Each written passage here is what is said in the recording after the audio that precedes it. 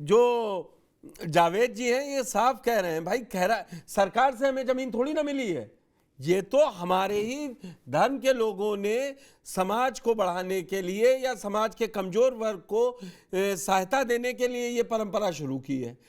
ईश्वर के नाम पर या अल्लाह के नाम पर वो लोग दान देते हैं, सबब है कि हर कोई साथ है। तो इसमें सरकार क्यों इतना एंटर करना चाह रही है? पुष्कर जी, अगर आपकी जमीन को मैं वक्फ बोर्ड की तरफ से डिक्लेयर कर देता हूं कि आपकी जमीन मेरी है, तो क्या ये खाली एक धर्म की बात हो जाती है? आप गैर मुसलमान है, मैं मुसलमान हूं, आपकी जमीन कह देता हूं मेरी है, तो क्या वो मसला जो है वो धर्म का आंतरिक मसला हो जाता है? क्या ये सार्वजनिक मसला नहीं है? शादियां अगर हो रही नहीं, हैं, जब ये तीन तलाक क्या का मुद्दा ये है, है अगर महिलाओं को कि सड़क पे छोड़ा जाता है, मैं तो क्या ये समझना चाह रहा हूं, सार्वजनिक आपसे मसला समझ नहीं है? लूं फिर मैं ये तो अतहर हमारा हुसैन से ये बात समझ मामला है। लूंगा कि क्या आपका ये कहना है मैं किसी घर में रह रहा हूं और वो वक्फ बोर्ड को लगा कि पुष्कर चौहान का जो घर है वो वक्फ बोर्ड का है, तो बस सीधे हो गया, वो जमीन हैंडओवर कर दी जाती है, कोई प्रक्रिया नहीं है, जो मतलब रुमाल रख दिया जाए, अगर अपने उत्तर अगर आप प्रदेश और अपील करेंगे पूर्वांचल तो की आप भाषा में मेरे कहा पास जाए। अपील करेंगे। अगर हाँ, आप अपील करेंगे तो सिर्फ मेरे पास अपील करेंगे, जुडिशियल ओवरसाइट की कोई गुंजाइश नहीं है। मैं अगर कह दूंगा फाइनल है, तो आपकी जमीन मेरी हो गई। बस ठीक धर्म है। इस मैं चीज के अतर खिलाफ जी है मुझे यहीं आपके पे पास। जरा अगर क्लैरिटी चाहिए। अगर पुष्कर जी, आपको आपको अगर अपील करनी है तो आप सिविल कोर्ट जा सकते हैं या नहीं, ये मुद्दा है। कि ये कह रहे हैं कि मैं नहीं, सिविल पूछ ले कोर्ट रहा नहीं हूं, जा सकते अभी हम। दूध का दूध और पानी का पानी हुआ जा रहा है, दो लोग इसका विरोध, तीन लोग कर रहे हैं कि मैं नहीं होना चाहिए, मैं इस क्या पे अतर जी? भाई मैं इसका मतलब क्या कि जवाब। 9 नवंबर 2019 को अयोध्या का जजमेंट आया, यही वक्फ बोर्ड क्लेम कर रहा था उस जमीन को, तो सिविल हाँ सूट सुनिए। में वो सुप्रीम कोर्ट ने राम खत्म। अब मैं इस पे कोई बहस नहीं करूंगा। मतलब अगर किसी को कोई अवॉइडेंस है या कोई गलत फहमी फैलाने का है, तो पूरी आप क्रोनोलॉजी देख लीजिए। अयोध्या जजमेंट, राम मंदिर बिल्कुल। जजमेंट, ये बिल्कुल ही मौके से भटकाने की बात है, ऐसा कुछ भी नहीं है। मतलब एक आइसोलेटेड केसेस को देखिए, हिंदुस्तान तकरीबन आज 150 करोड़ लोग की आबादी का मुल्क है, हर किस्म के आते हैं, और कोई लोग ऐसा जरूर कर चुके होंगे कि किसी की प्रॉपर्टी को, बट पूरा एक जुडिशियल प्रोसेस है। वक्फ बोर्ड के बाद वो एक ट्रिब्यूनल है, जो कि सिर्फ जजेस ही उसमें अपॉइंट होते हैं। उसमें कोई भी नाम जरूर वक्फ ट्रिब्यूनल है, और उसमें कोई भी जज हैं, मुस्लिम मंत्री समाज का हैं। नहीं होता है। नहीं नहीं, कोई नहीं होता। उत्तर प्रदेश का आप ट्रिब्यूनल का आप कंस्टिट्यूंट ले लें, और वो ट्रिब्यूनल का अपॉइंटिंग अथॉरिटी गवर्नमेंट है। और उसके बाद जब वहां से फैसला हो जाता है तो हाई कोर्ट में जाता है। हाई कोर्ट तो इसी मुल्क की जुडिशियल प्रक्रिया है, तो वहां से जो फैसला होता है वो सर्वोच्च न्यायालय में जाता है। तो वो पूरा एक प्रोसेस है, तो ठीक उस है प्रक्रिया शरद में जी, एक अतर जी जुडिशियल की बात प्रोसेस को आप एक्स्ट्रा है, काट रहे हो जिसको तो ट्रिब्यूनल बताइए, कहते हैं।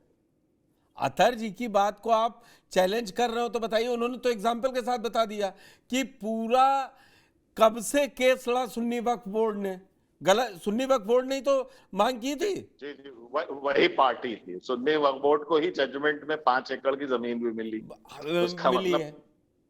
मतलब अयोध्या में तो वो तो पार्टी वही जजमेंट तो वो सुप्रीम कोर्ट ने किया, रामलला विराजमान के पक्ष में किया। देखिए, सुन्नी वक्फ बोर्ड जो है वो बाद में आया था। पहले ये दो निजी लोगों के बीच का विवाद था, सुन्नी वक्फ बोर्ड बाद में आया था। सुन्नी वक्फ बोर्ड इसमें ओरिजिनल कंटेस्टेंट नहीं था, कोई ओरिजिनल प्लीडिंग उनकी नहीं थी। ये बाद और में दी इन्होंने किसको गई है कहा था जमीन? कि हमको आप जो इसमें पार्टी बना दीजिए। फैजाबाद के बाहर दी गई है वो सुन्नी वक्फ बोर्ड को नहीं दी गई। जो सुन्नी वक्फ बोर्ड क्यों ने दी बाहर वाले चबूतरा पे अपना क्लेम किया था, उसमें सुन्नी वक्फ बोर्ड था नहीं, हाईकोर्ट के जजमेंट में था। नहीं, वो तो एक संगठन है कि साहब उसको मैनेज करने उनको मैनेज करने के लिए दे दी गई है। इसका मतलब ये नहीं है कि नहीं अगर नहीं, इसलिए किसी की वो जमीन जजमेंट में किसी ने बहुत क्लियर कब्जा है, कर ली है, तो 1045 पन्ने जुडिशियल का जजमेंट है ओवरसाइट उसमें वो। होनी चाहिए। और ये जो नहीं नहीं नहीं, इंटरफेरेंस की बात है, हिंदू धर्म में ये तो बिल्कुल महिलाओं को जिंदा जलाने की प्रथा थी, तो आपने हमारे धर्म में इंटरफियर कर दिया। मुस्लिम समाज में जो शरिया के हिसाब से 4 महिलाओं की जो गवाही है वो एक पुरुष के बराबर होती है, तो इसको तो हमको उसी को फॉलो करना चाहिए। नहीं जो नहीं, ऐसा नहीं, तो बिल्कुल ये गलत जो गलत। इंटरफियरेंस की बात चल रही है कि साहब सरकार कौन होती है इसमें इंटरफियर करने वाली? हर चीज जो देश में हो रही है उसमें वो सरकार का सरकार इंटरफेयर अभी कर सकती है, वो एक मैंने बात पहले ही कही बिना थी, कहा। मैंने कानून उसका या जवाब कायदे दिया। से हो रही है, नहीं हो रही है? अतः जी इसमें तो कोई गलत बात नहीं कह रहे शरद जी कि सरकार इंटरफेरेंस तो हर चीज में कर सकती है। अब कितना पैसा आ रहा है, कहाँ जमीन। आपने पहले रिस्पॉन्स सीआरए में आप कितना पैसा वहां से मंगा रहे हैं? सरकार की नियत पे, क्योंकि केंद्र की सरकार, भारत सरकार, सबकी सरकार, वो 150 करोड़ हिंदुस्तानियों की सरकार, उसमें हिंदू और मुसलमान सबकी सरकार है, और हम मानते हैं कि वो सबके फायदे के लिए काम करती है।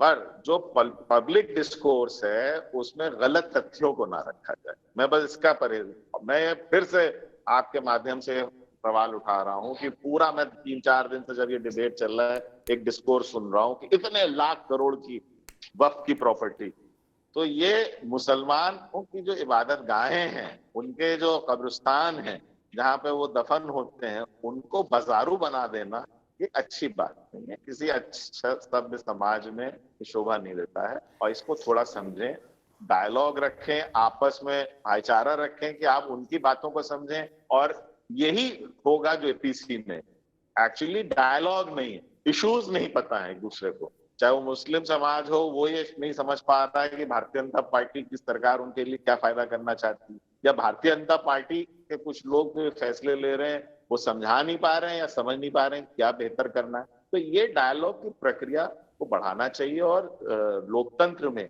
सबसे अच्छा जो माध्यम है वो संवाद है। और मैं समझता हूं कि अब ये जेपीसी में, समझूं तो आपका कहना है ट्रस्ट डेफिसिट ज्यादा है मुसलमान जी और जी बीजेपी सरकार में। हाँ, तो ये संवाद की प्रक्रिया हो, और बार बार अगर ये प्रोसीजर अमेंडमेंट बिल का स्टेक होल्डर से होता, ये बात होती, बहुत लोग हैं जो उन्होंने बात रखी। अब आपका मैंने उसका सुप्रीम कोर्ट का 9 महीने सुप्रीम कोर्ट की कमेटी ने संवाद किया मुस्लिम समाज। आप यकीन, मैं बता रहा हूँ, उस संवाद की प्रक्रिया के बाद ही ये फैसला आया और खुशी खुशी पूरे हिंदुस्तान में एक्सेप्ट हुआ। तो संवाद से ही होता है। उन्होंने एक हाई लेवल कमेटी बनाई और चीजों को रखा, और फिर जजमेंट आया और सबने एक्सेप्ट किया। तो हर चीज संवाद से पॉसिबल है, चाहे वो एग्जीक्यूटिव हो, उसकी ज्यादा जिम्मेदारी होती है। हमारे यहाँ जो लेजिस्लेटिव प्रोसीजर है, पार्लियामेंट है, वो इसी के लिए ही। और आज मैं समझता हूँ ये जो जेपीसी में गया है ये एक अच्छी शुरुआत है। इन ऐसे इश्यूज पे, सेंसिटिव इश्यूज पे संवाद की प्रक्रिया आगे बढ़ेगी।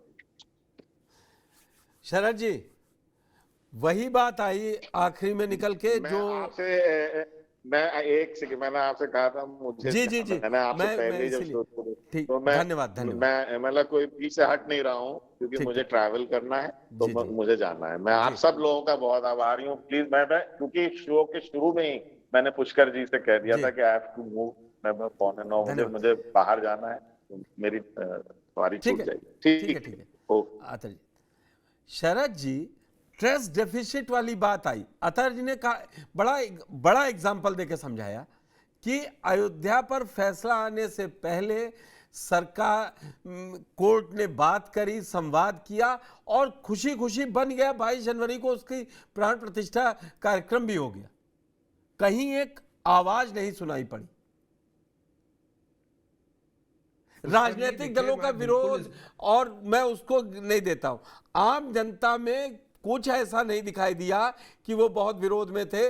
मैं राजनीतिक पार्टियों का इसमें वो नहीं लूंगा कि अखिलेश ने क्या कहा था, ओवैसी ने क्या कहा और कांग्रेस ने क्या कहा। पुष्कर जी, देखिए, ये बिल्कुल सही बात है कि ट्रस्ट डेफिसिट है, लेकिन ट्रस्ट डेफिसिट मुसलमानों का भारतीय जनता पार्टी से नहीं है, ना सरकार से है। ये ट्रस्ट डेफिसिट जो है वो समाज, जो हमारे सेकुलर पंथी हैं, ये उनकी समस्या है।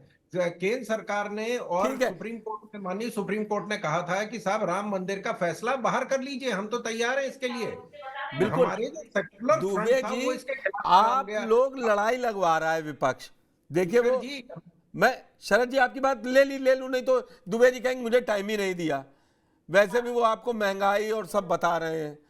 क्या कह रहे हैं कि ट्रस्ट डेफिसिट मुसलमानों के बीच और भाजपा के बीच नहीं है, ये बीच में जितने सेकुलर, सो कॉल्ड सेकुलर लोग हैं वो, या पार्टी जो बन जाती हैं वो ज्यादा ट्रस्ट डेफिसिट पैदा करवा रही हैं। मैं आपको एक रिसेंटली न्यूज चालू हुई है, अयोध्या की जो डिफेंस की जमीन है वो अदानी, बाबा रामदेव और हाँ श्री आइए श्री रिपोर्ट चलिए, रविशंकर, हमारे यहाँ भी चल गई वो रिपोर्ट। ठीक है ना। कहने का मतलब ये है कि कल ये अगर अमेंडमेंट पास होता है, उसके बाद ये क्या गारंटी है कि वो जमीन वक्फ के पास रहेगी? ये जिसको चाहेंगे उसको दे देंगे, क्योंकि ये व्यापारी, देखिए देश का प्रधानमंत्री और देश का गृह मंत्री दोनों व्यापारी वर्ग हैं, दोनों व्यापारी हैं। मैं ये कहने में मुझे कहीं कोई संकोच नहीं है। उनका जो माइंड है वो व्यापारी वर्ग का माइंड है, क्योंकि गुजरात से क्या भाई नहीं ये दुबे जी, इसको क्या भी आप जानते बोल हैं रहे हैं? कि मतलब गुजरात में मेरी व्यापार ये को समझ ही में नहीं आ रहा महत्वता है, दी गई है।